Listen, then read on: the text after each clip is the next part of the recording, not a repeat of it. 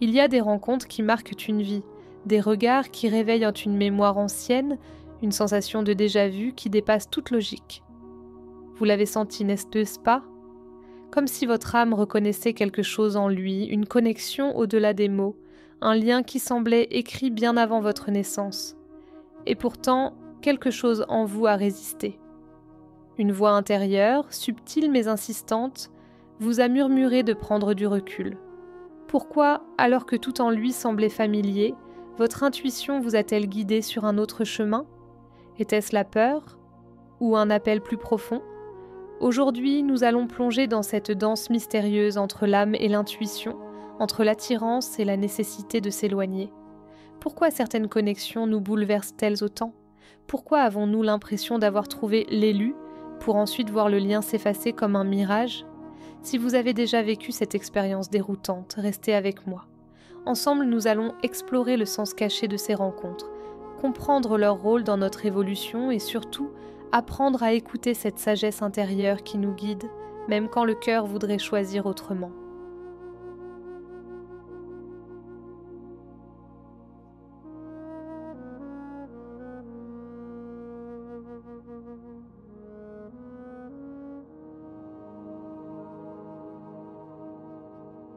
Il y a des regards qui traversent le temps. Lorsque vos yeux se sont posés sur lui, ce n'était pas une simple rencontre, c'était une reconnexion, une évidence silencieuse, comme si votre âme venait de retrouver une part d'elle-même perdue depuis des siècles. Un frisson, un battement manqué, une sensation inexplicable d'avoir toujours su. Ce n'était pas la première fois que vous vous croisiez, du moins, pas dans l'invisible. Dès les premiers instants, tout semblait fluide, magnétique, comme un puzzle dont les pièces s'assemblent parfaitement. Les mots étaient inutiles, une simple présence suffisait. Il y avait cette sensation d'être enfin comprise, comme si cette personne connaissait les parties de vous que même vous n'aviez jamais osé explorer. L'énergie entre vous était pure, brute, indomptable. Cette connexion, intense et brûlante, éveillait quelque chose en vous. Un feu sacré, comme si, à travers lui, un passage s'ouvrait vers une vérité plus grande. Vous vous êtes sentie vivante, entière, comme si un voile s'était levé.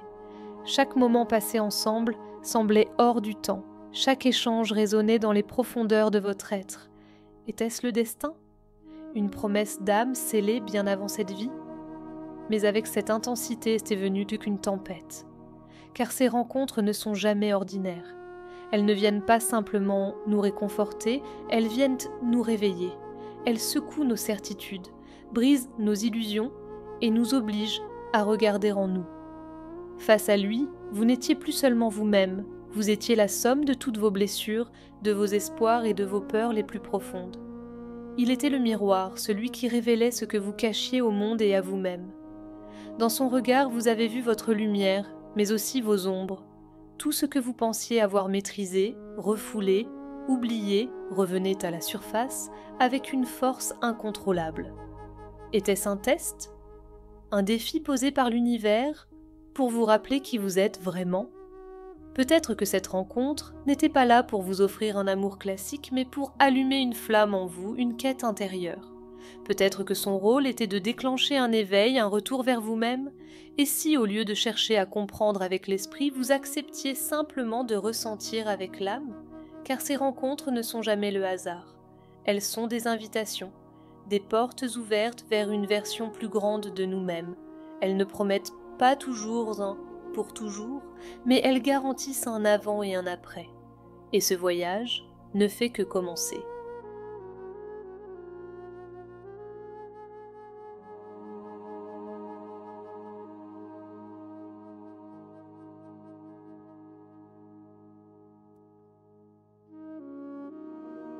Il y avait quelque chose de puissant entre vous, une alchimie qui dépassait l'entendement.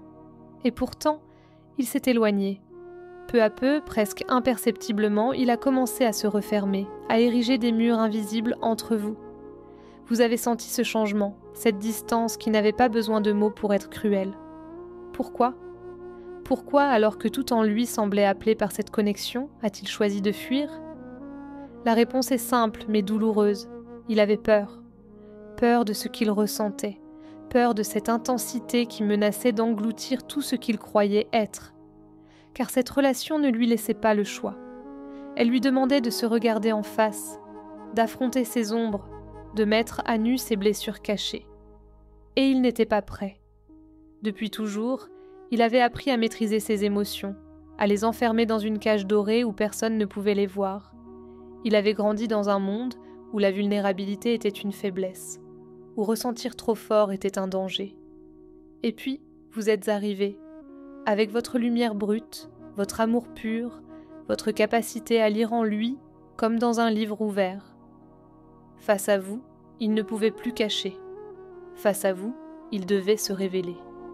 Alors il a résisté. De toutes ses forces.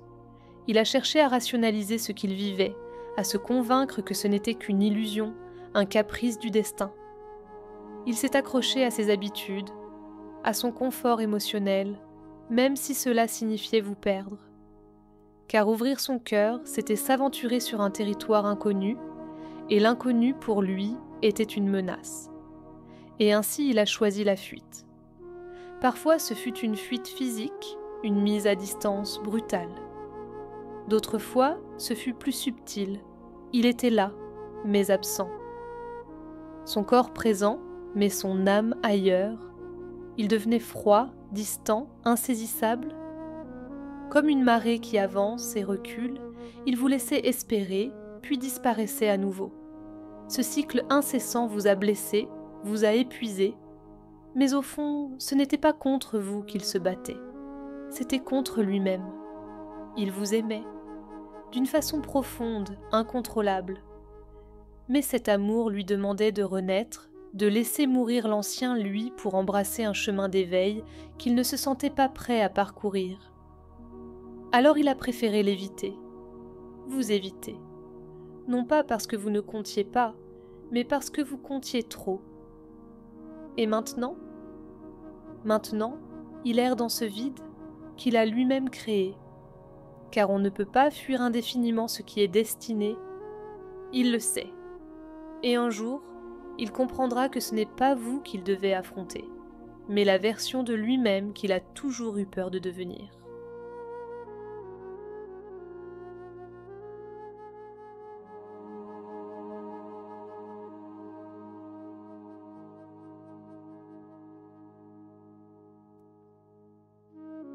Au début, vous donniez sans compter.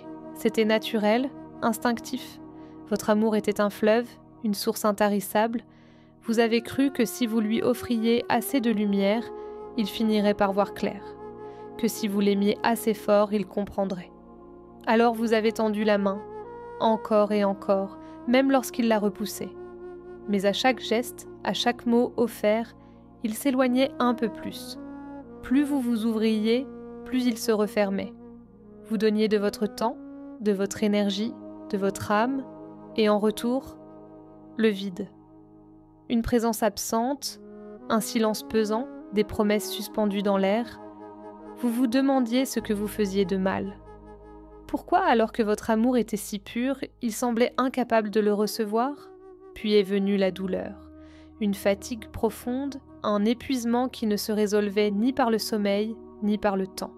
Comme si une partie de vous-même s'effritait, se brisait lentement sous le poids de l'attente et de l'incompréhension. Vous vous êtes battu contre vous-même, oscillant entre l'espoir et la résignation, entre le désir de rester et la nécessité de partir. Car au fond, vous saviez. Vous saviez que ce n'était pas votre rôle de le sauver, que ce n'était pas à vous de combler ses vides ni de porter ses blessures. Mais l'amour, quand il est aussi profond, pousse à l'oubli de soi. Vous aviez tellement voulu le voir guérir, s'ouvrir, comprendre, que vous en aviez oublié votre propre lumière. Et c'est là que la leçon s'est imposée à vous. L'amour véritable ne demande pas de se sacrifier. L'amour ne doit pas être une bataille où l'on s'épuise à tenter de forcer l'autre à voir ce qu'il n'est pas prêt à voir. Alors, petit à petit, la vie vous a murmuré ce que vous refusiez d'entendre. Il est temps de reprendre votre pouvoir. De cesser de courir après quelqu'un qui n'est pas encore prêt à marcher à vos côtés. Car ce n'est qu'en retrouvant votre propre lumière que vous trouverez enfin la paix. Ce n'est qu'en vous choisissant, en cessant de mendier un amour qui devrait couler naturellement, que vous comprendrez, Vous n'avez jamais eu besoin qu'il vous reconnaisse. Vous aviez seulement besoin de vous retrouver.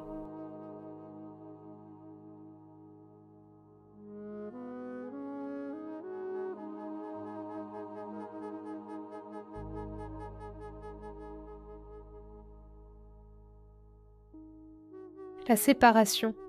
Ce mot résonne comme une déchirure, un vide impossible à combler.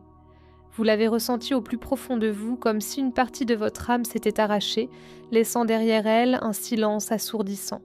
Tout en vous criait que ce n'était pas la fin, que ce lien était trop fort pour disparaître. Et pourtant, la vie vous a placé face à une vérité douloureuse.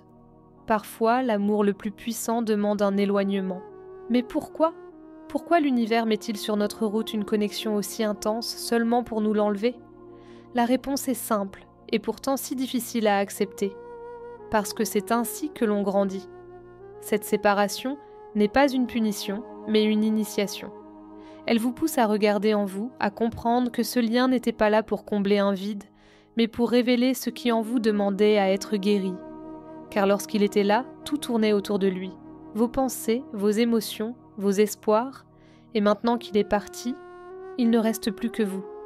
Vous et ce face-à-face intime avec votre propre âme.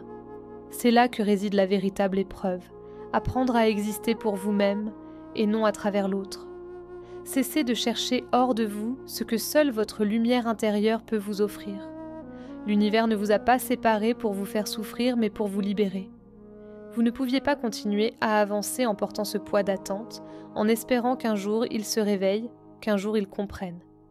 Alors la vie vous a arraché à cette illusion, non pas pour briser votre amour, mais pour vous donner une chance de l'aimer autrement, d'un amour libre, détaché de la peur et du besoin. Et c'est cela la véritable transformation. Comprendre que l'amour ne signifie pas posséder, ni attendre, ni souffrir. L'amour, le vrai, est un espace ouvert, où chacun évolue à son rythme. Peut-être que vos chemins se croiseront à nouveau, peut-être pas, mais ce qui importe, ce n'est pas la destination. C'est ce que cette séparation vous apprend sur vous-même. Car un jour, vous regarderez en arrière et comprendrez. Cette distance était le plus beau cadeau que l'univers pouvait vous offrir. Elle vous a rendu à vous-même. Et c'est en vous retrouvant que vous saurez enfin que vous n'avez jamais été seul.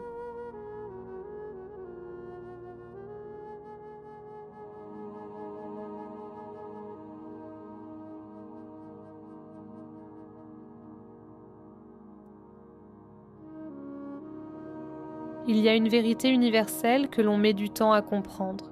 L'amour véritable ne se poursuit pas, il s'attire. Il ne se mendie pas, il se rayonne. Pendant longtemps, vous avez cru que c'était à vous de l'attendre, de le guérir, de lui montrer le chemin. Mais l'amour ne fonctionne pas ainsi. Ce n'est pas en lui donnant tout que vous l'aiderez à s'éveiller, c'est en vous élevant que vous ouvrirez en lui l'espace du changement. Car il y a une alchimie subtile entre le masculin et la féminine. Une danse sacrée où chacun reflète à l'autre ses ombres et ses lumières. Tant que vous restiez dans l'attente, dans l'espoir qu'il comprenne, vous entreteniez son propre blocage. Il ne pouvait pas avancer tant qu'il sentait votre énergie tourner vers lui, tant qu'il savait au fond que vous seriez toujours là. Mais le jour où vous avez choisi de vous libérer, tout a changé. Lorsque vous avez arrêté de lui tendre la main et que vous avez commencé à marcher seul, c'est là que l'univers a déplacé les énergies. Vous n'étiez plus une flamme qui brûlait pour lui, mais un soleil qui illuminait tout sur son passage. Et c'est en voyant cette lumière en vous, libre, indomptable, qu'il a été obligé de regarder en lui-même. Car le masculin ne s'éveille pas par la force. Il ne change pas parce qu'on le supplie, ni parce qu'on l'attend. Il change parce qu'il voit, soudainement, ce qu'il risque de perdre. Il change lorsqu'il sent que vous n'êtes plus une certitude, mais une étoile qui brille sans dépendre de lui. Et c'est cette prise de conscience qui lentement brise ses chaînes intérieures. Alors un jour, sans prévenir, il reviendra. Peut-être pas sous la forme que vous aviez imaginée. Peut-être que son retour ne sera pas un « je t'aime », mais un regard, un frisson, une vibration nouvelle entre vous. Parce qu'au fond, ce n'est pas le retour qui compte, mais l'évolution qu'il symbolise. Son âme a toujours su, mais il lui fallait du temps pour accepter. Et vous, à ce moment-là, aurez un choix. L'accueillir à nouveau, s'il est prêt à marcher à vos côtés, ou continuer votre route, forte de tout ce que vous avez appris. Car l'issue de cette histoire n'a jamais été une réunion physique. Le véritable but de cette connexion était toujours votre éveil, le vôtre, avant tout. Car c'est ainsi que l'univers fonctionne. Lorsque la féminine se relève, elle élève avec elle tout ce qui l'entoure. Elle ne force pas, elle n'attend pas. Elle inspire. Et c'est dans cette inspiration silencieuse que le masculin un jour trouve enfin la force de devenir l'homme qu'il était destiné à être.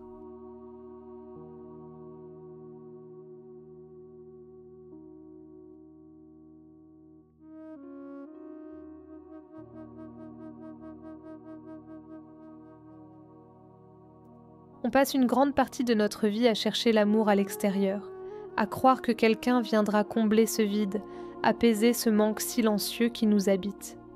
Mais un jour, on comprend. L'union véritable ne commence pas avec l'autre, elle commence en soi. Ce que nous poursuivons désespérément dans le regard de l'autre n'est en réalité qu'un reflet de ce que nous devons d'abord trouver en nous-mêmes.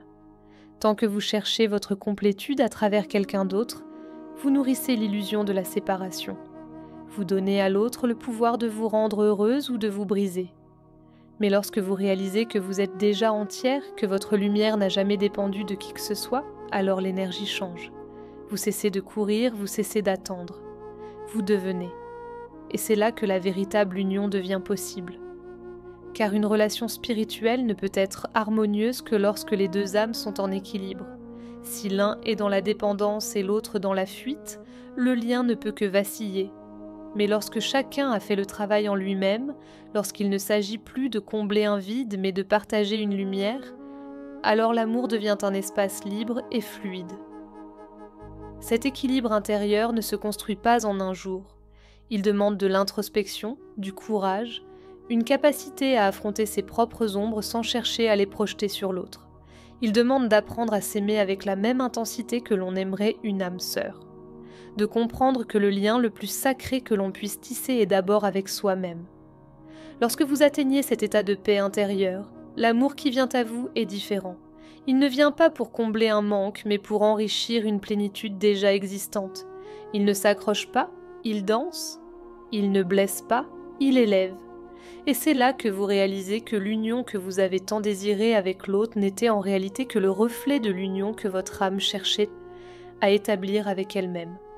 Alors ne cherchez plus à savoir quand, comment ou avec qui cette union prendra forme. Recentrez-vous, trouvez votre propre équilibre et le reste suivra. Car l'amour véritable ne se trouve pas, il se crée d'abord en soi, puis dans le monde.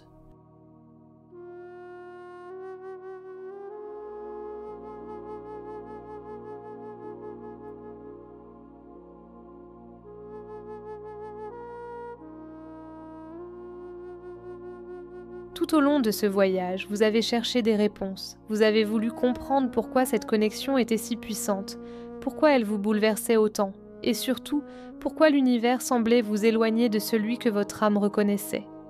Mais maintenant, vous savez, ce chemin n'a jamais été une quête de l'autre. C'était une quête de vous-même. Chaque séparation, chaque silence, chaque blessure a été une invitation à plonger plus profondément en vous. Vous n'étiez pas en train de perdre un amour, vous étiez en train de vous retrouver, de vous dépouiller de l'attente, de l'illusion que l'autre détenait votre complétude. Et aujourd'hui, vous êtes plus forte, plus consciente. Vous comprenez que ce lien n'a jamais été une promesse d'union immédiate, mais un portail vers votre propre éveil. Alors la question est là. Que faites-vous maintenant ? Restez-vous prisonnière de l'attente, de l'espoir que l'autre revienne enfin ? Ou choisissez-vous de vous élever, de devenir la version la plus rayonnante de vous-même, indépendamment de lui ? L'univers ne vous demande pas d'oublier, il vous demande de vivre, de vibrer, de continuer votre chemin avec foi, avec confiance, en sachant que tout ce qui est destiné à vous trouvera un jour son chemin vers vous. Regardez en arrière, voyez combien vous avez grandi. Tout ce que vous avez traversé n'a pas été en vain. Chaque larme, chaque moment d'incertitude vous a forgé, vous a rapproché de votre essence véritable. Alors ne laissez pas l'attente vous voler l'instant présent. Ne laissez pas le passé vous priver de l'avenir que vous méritez. Si ce message résonne en vous, posez-vous cette question essentielle. Qu'est-ce que je choisis aujourd'hui? Le passé ou l'avenir? L'attente ou l'expansion? L'amour conditionnel ou la liberté? Parce qu'à la fin, tout repose sur une seule vérité. Lorsque vous cessez de courir après ce qui vous échappe, vous ouvrez enfin l'espace pour accueillir ce qui vous appartient réellement. Alors marchez, avancez et surtout, souvenez-vous, ce n'est jamais une fin, c'est toujours un commencement.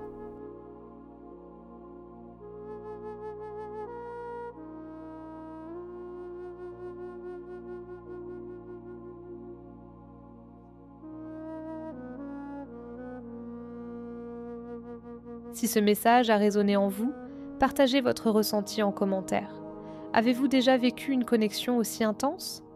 Comment avez-vous traversé cette épreuve?